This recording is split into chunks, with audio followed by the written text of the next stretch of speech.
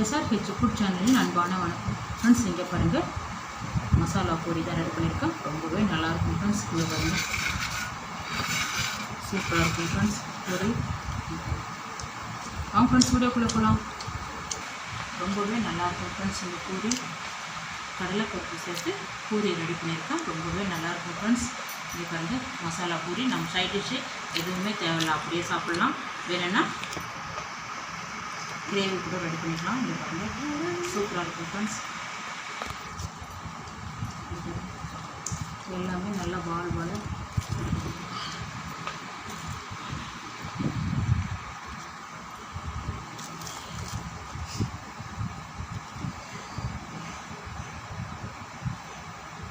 சூப்பராக இருக்கும் ஃப்ரெண்ட்ஸ் சாப்பிட்றதுக்கு. பூரிக்கு சாம்பார் தான் நான் ரெடி பண்ணியிருக்கேன். இங்கே பாருங்கள், சூப்பராக இருக்கும் ஃப்ரெண்ட்ஸ் சாப்பிட்றதுக்கு. பூரியை அப்படியே சாப்பிட்லாம், ரொம்பவே ருசியாக இருக்கும் ஃப்ரெண்ட்ஸ். பாருங்கள், கடலைப்பருப்பு 3 மணி நேரமாக ஊற வச்சு வாஷ் பண்ணி எடுத்து வந்துருக்கேன்.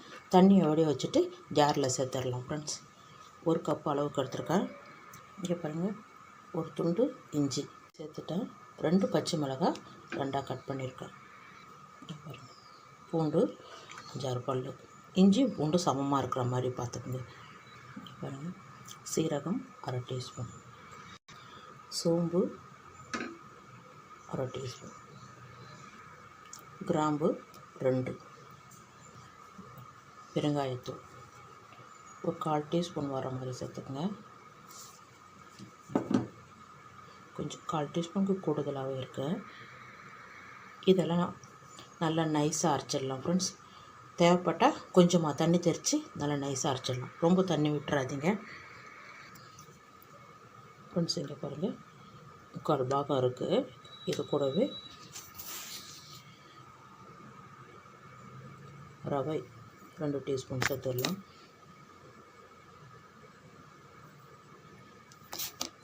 கடலைப்பருப்பு எடுத்த 1 கப்புலேயே 1/4 கப்பு ரவை, அதை 2 டீஸ்பூன். இதுவும் சேர்த்து நல்லா நைஸாக அரைச்சிடலாம். தேவைப்பட்டால் கொஞ்சமாக தண்ணி தெளித்து அரைச்சிக்கலாம். இங்கே பாருங்கள், நல்லா நைஸாக அரைச்சிருக்கான் பாருங்கள். தண்ணி எந்த அளவுக்கு விட்டுருக்கோம் பாருங்கள், இந்த அளவுக்கு இருந்தால் போதும். நம்ம மாவு கலக்கும்போது கொஞ்சம் டைட் ஆகிடும். இங்கே பாருங்கள், இப்போ பாத்திரத்தில் மாற்றிடலாம் ஃப்ரெண்ட்ஸ். இங்கே பாருங்கள், எல்லாமே சேர்த்துட்டேன். 1 கப்பு கோதுமை மாவு. இந்த மாவுக்கு தகுந்த தூள் உப்பு, 2 டீஸ்பூன் எண்ணெய் விடுங்க. நல்லா கலந்து விடுங்க. அதன் பிறகு தண்ணி கொஞ்சம் விட்டு சப்பாத்தி மாவு அளவுக்கு கலந்துடலாம் ஃப்ரெண்ட்ஸ். இங்கே பாருங்கள், சப்பாத்தி மாவு அளவுக்கு நல்லா கொண்டு வந்திருக்கோம் பாருங்கள். இப்போ இது மேலே 2 டீஸ்பூன் எண்ணெய் விட்டுடலாம். இந்த மாவோடவே இந்த எண்ணெயும் கூட சேர்த்து 1/2 மணி நேரம் நல்லா ஊறட்டும் ஃப்ரெண்ட்ஸ். இங்கே பாருங்கள், எண்ணெய் விட்டு நல்லா கலந்து வச்சுருக்கேன். அப்படியே மூடி வைங்க, 1/2 மணி நேரம் நல்லா ஊறட்டும். பாருங்கள், சப்பாத்தி மாவு நல்லா ஊறி இருக்குது. நைஸாக கலந்து வச்சுருக்கேன் பாருங்கள். 4 பிரிச்சுருக்கேன். 4 உருண்டையாக எடுத்துருக்கேன். ஒரு உருண்டை எடுத்துருக்கேன் பாருங்கள். சப்பாத்தி மாவு கட்டியில் இங்கே பாருங்கள், கத்தியாலேயே நம்ம கட் பண்ணிட்டா நமக்கு ஒரே அளவில் வரும்.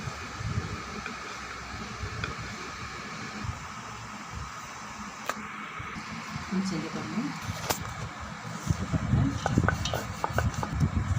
சப்பாத்தி கட்டையில் பிடிக்கிற மாதிரி தெரிஞ்சிச்சுன்னா லைட்டாக மாவு இது பண்ணிவிடுங்க.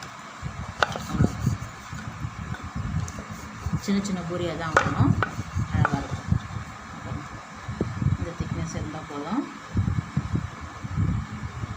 இந்த அளவுக்கு எல்லா மாவும் திரட்டிடுங்க ஃப்ரெண்ட்ஸ். இங்கே பாருங்கள், மாவெல்லாம் திரட்டி வச்சுருக்கேன். நம்ம பூரி பொரிச்சிடலாம்.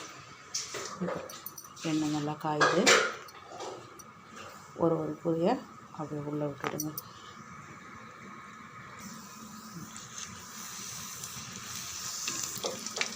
நல்லா பொங்கி எழுந்து வரும். மிதமான அனலில் வச்சுருங்க. இந்த பக்கமும் நல்லா திருப்பி விடுங்க. நல்லா கோல்டன் கலரில் நல்லா பூரி செவந்து வரும். பாருங்கள், நல்லா சேர்ந்துடுது. எண்ணெயை வடிய வச்சுட்டு அப்படியே எடுத்துருங்க. அப்படியே வேறு தட்டுக்கு மாற்றிக்கோங்க.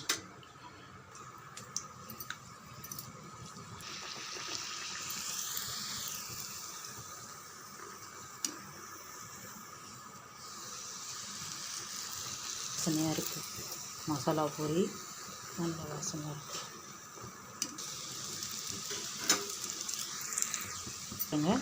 எண்ணெய் வடிய வச்சுட்டு எடுங்க.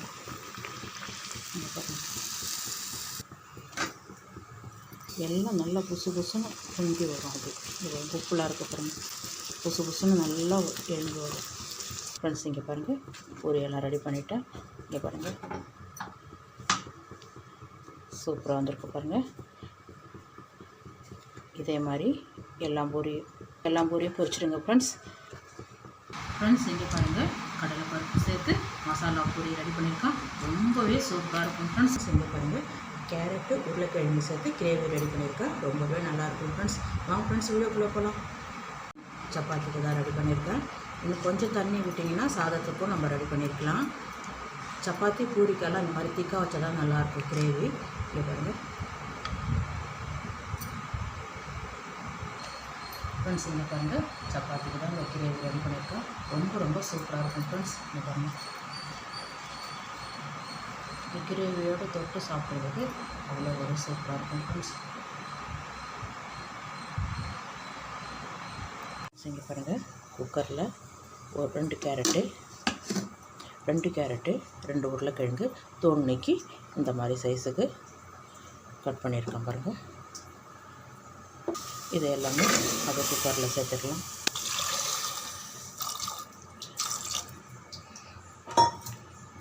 இந்த கேரட்டு உருளைக்கிழங்கு முழுகிற அளவுக்கு தண்ணி விட்டால் போதும். கேரட்டு உருளைக்கிழங்குக்கு மட்டும் உப்பு சேர்க்குறேன். தூள் உப்பு சேர்த்துக்கலாம் ஃப்ரெண்ட்ஸ். நல்லா கலந்து விட்டுட்டு மூடிடலாம்.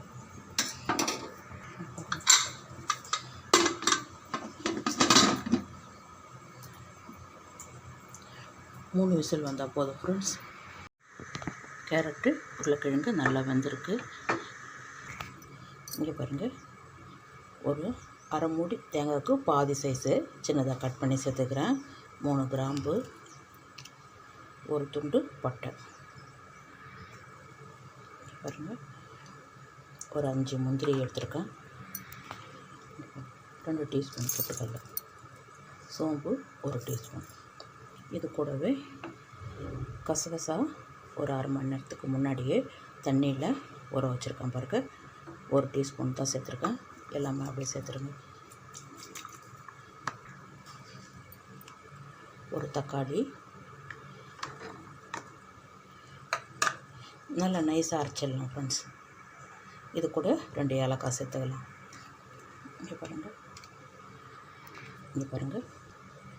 இங்கே பாருங்கள், நல்லா நைஸாக அரைச்சிருக்கேன் பாருங்கள். இங்கே பாருங்கள், ஒரு குழம்பு கரண்டி அளவுக்கு எண்ணெய் விட்டுருக்கேன். கடுகு உளுத்தம் பருப்பு 1/4 டீஸ்பூன், ஒரு சின்ன துண்டு பட்டை 2 கிராம்பு, சோம்பு 1/4 டீஸ்பூன், ஒரு வெங்காயம் பெரிய சைஸு, 2 பச்சை மிளகாய். வெங்காயம் பாதி அளவுக்கு வதங்கினா போதும். இங்கே பாருங்கள், கொஞ்சம் கருவேப்பிலை, தக்காளி ஒரு தக்காளியை அரைச்சிக்கிறேன். 1 டீஸ்பூன் இஞ்சி பூண்டு பேஸ்ட், மஞ்சள்தூள் 1/2 டீஸ்பூன், காரம் மிளகாய்த்தூள் 1 டீஸ்பூன். இது நல்லா காரம். 2 பச்சை மிளகாய் சேர்த்துருக்கேன். நம்ம வீட்டு குழம்பு மிளகாய்த்தூள் 1 டீஸ்பூன். குழம்பு மிளகாய்த்தூள் இல்லைன்னா தனியாத்தூள் 1/2 டீஸ்பூன் சேர்த்துக்கணும். கொஞ்சமாக தண்ணி விடுங்க. இந்த மசாலா நல்லா வதங்கி வரட்டு. நல்லா மசாலா வதங்கி வந்திருக்கு. இந்த டைமில் நம்ம வேக வச்சுருந்த கேரட்டு உருளைக்கிழங்கு எல்லாமே அப்படியே சேர்த்துருங்க. நல்லா வெந்திருக்கு.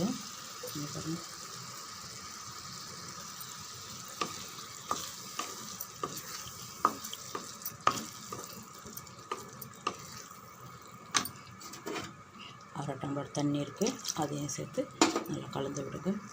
இன்னும் 1 டம்ளர் தண்ணி விட்டு நல்லா கலந்து விட்டுடலாம் ஃப்ரெண்ட்ஸ். இங்கே பாருங்கள், இந்த அளவுக்கு தண்ணி வச்சுருக்கேன். தூள் உப்பு ஏற்கனவே காயில் கொஞ்சம் சேர்த்துருக்கோம். இப்போது இந்த கிரேவிக்கு தகுந்த மாதிரி உப்பு சேர்த்துருக்கேன். இந்த காய் முழுகிற அளவுக்கு தண்ணி வச்சா போதும். அப்படியே மூடி வைக்க ஒரு 3 நிமிஷம். பாருங்கள், கிரேவி ரெடி ஆகிடுத்து. தீ வந்து சிம்மில் வச்சுருங்க. நம்ம அரைச்ச தேங்காய் விழுதையை அப்படியே சேர்த்துருங்க. பாருங்கள், எல்லாமே சேர்த்துருக்கேன். இந்த ஜாரில் இருக்கிற தண்ணி கொஞ்சமாக விட்டுங்க. கிரேவின்றதால கொஞ்சம் திக்காக இருந்தால் நல்லாயிருக்கும். அதனால் ஜாரில் கொஞ்சமாக தண்ணி சேர்த்துக்குங்க. இங்கே பாருங்கள், கிரேவி ரெடி ஆகிடுது. இன்னும் ஒரு 3 நிமிஷத்தில் மிதமான அனல்லே இருக்கட்டும். தேங்காய் சேர்த்துக்கிறதால கொதிக்கக்கூடாது. இந்த சூட்லேயே கொஞ்சம் நேரம் இருக்கட்டும். ஒரு 3 நிமிஷம் சிம்மில் தான் வச்சுருக்கேன். உப்பெல்லாம் இருக்கான்னு செக் பண்ணிவிடுங்க. 1/2 டீஸ்பூன் கரம் மசாலா தூள்.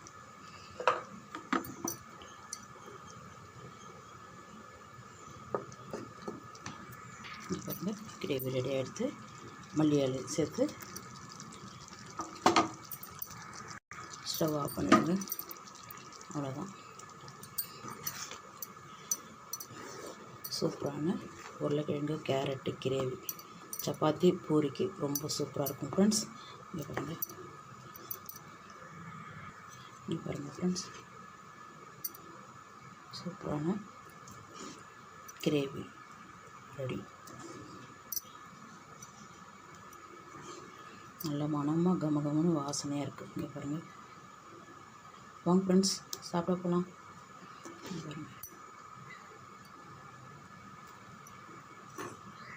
இங்கே பாருங்கள், கிரேவிக்கு சப்பாத்தி தான் நான் ரெடி பண்ணியிருக்கேன் ஃப்ரெண்ட்ஸ். இங்கே பாருங்கள், சப்பாத்திக்கு கிரேவி தான் ரெடி பண்ணியிருக்கேன். கேரட்டு உருளைக்கிழங்கு சேர்த்து கிரேவி ரெடி பண்ணியிருக்கேன். ரொம்பவே சூப்பராக இருக்கும் ஃப்ரெண்ட்ஸ். இந்த வீடியோ பிடிச்சிருந்தா லைக் பண்ணுங்கள், ஷேர் பண்ணுங்கள், கமெண்ட் பண்ணுங்கள், சப்ஸ்கிரைப் பண்ணுங்கள். மறக்காமல் பக்கத்தில் இருக்கிற பெல் ஐகானை கிளிக் பண்ணுங்கள். Thank you friends.